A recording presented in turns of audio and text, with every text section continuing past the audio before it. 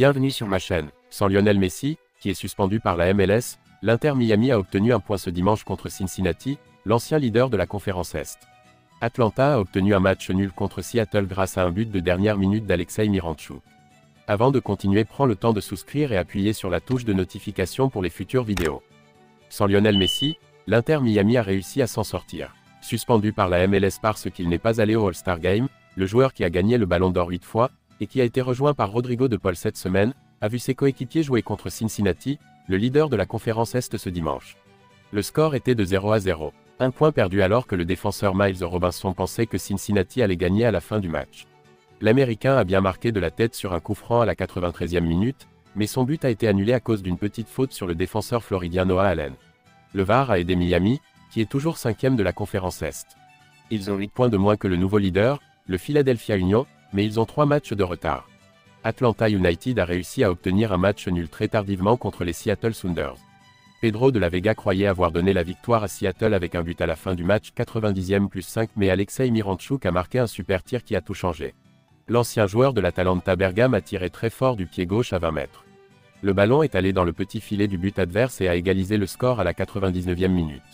Atlanta est en difficulté et se trouve à la 13e place sur 15 équipes dans la conférence Est, alors que Seattle est dans le top 4 de la conférence Ouest.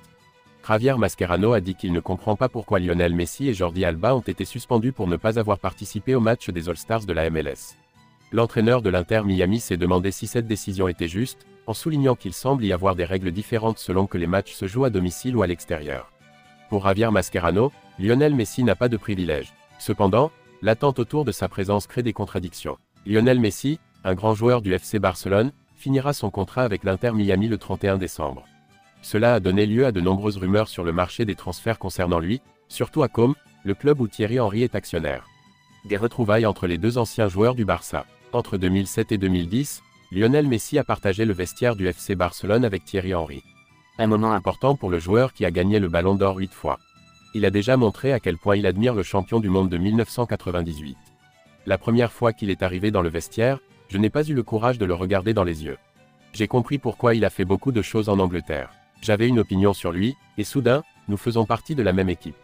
Ce que je pense de Titi, c'est que je l'admire. 15 ans ont passé, et Lionel Messi réalise son rêve américain en jouant en Major League Soccer pour l'Inter Miami, comme Thierry Henry l'avait fait à New York avec les Red Bulls. La légende d'Arsenal est maintenant un actionnaire de Com 1907, qui joue en Serie A et est dirigé par Cesc Fabregas. Est-ce que Lionel Messi pourrait travailler à nouveau avec Thierry Henry et Fabregas du FC Barcelone?